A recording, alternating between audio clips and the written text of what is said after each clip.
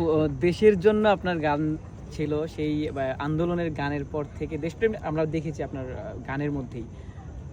দেশের ক্রিকেট কখনো দেখা হয়েছে কিনা? হ্যাঁ, দেখা হয়েছে, বিশ্বকাপের সময় তো দেখা হয়। আমি আসলে খুব বড় ক্রিকেট ফ্যান না যদি বলি, তবে আমার বাসাতে তো সবসময় চলতেই থাকে, আমার 2 ভাই তো ওরা ক্রিকেট দেখে, তো তখন দেখা হয়। আজকে ক্রিকেটের একটা টুর্নামেন্টে খেলা দেখতে এসেছেন, এনজয় করেছেন নিশ্চয়ই? অনেক, খুবই ভালো লাগছে। সবার মানে সব পরিচিত মুখ, সবাই খেলছে, সবার মুখে হ্যাপিনেস, ভালো লাগছে দেখে। আর বাংলাদেশের মধ্যে আপনার পছন্দের ক্রিকেটার কি?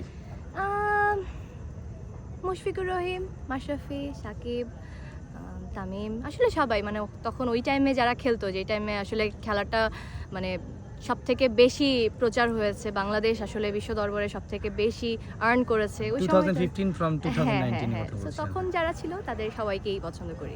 এখন কি একটু আগ্রহটা কমে গেছে?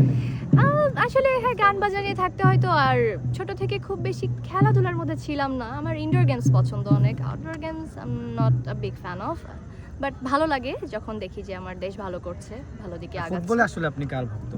মেসি।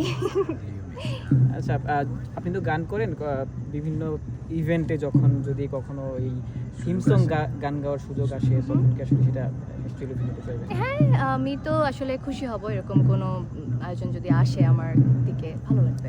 ক্রিকেট নিয়ে আসলে অনেকেই গান গিয়েছে, আসিফ ভাইও গান গিয়েছে, অনেকে গিয়েছে। মানে আপনার কি ইচ্ছা আছে ভবিষ্যতে, মানে পার্টিকুলার কোনো টিমের বিপিএল এর লাইক হয় না, মানে কোনো টিমের হয়ে গান গাইতে চান কিনা? পার্টিকুলার কোনো টিমের না, আমি তো আসলে ভাবে দেখি না, যেটা বললাম। সো আমি ওরকম কোনো পার্টিকুলার টিমের ভক্তও না, তবে ইন টোটাল হ্যাঁ করতে যদি পারি সেটা ভালো লাগবে। আমি তো ছোটোবেলায় গানগুলো শুনতাম, যখন ওই যে জ্বলে ওঠো বাংলাদেশ, ওগুলো মানে সবসময় কানে বাজতো, সবসময় গাইতাম, ভালো লাগতো। এই টাইপসের কোনো গান মানে গাইতে চান? হ্যাঁ, গাইতে চাই, যদি সুযোগ পাই অবশ্যই গাইবো।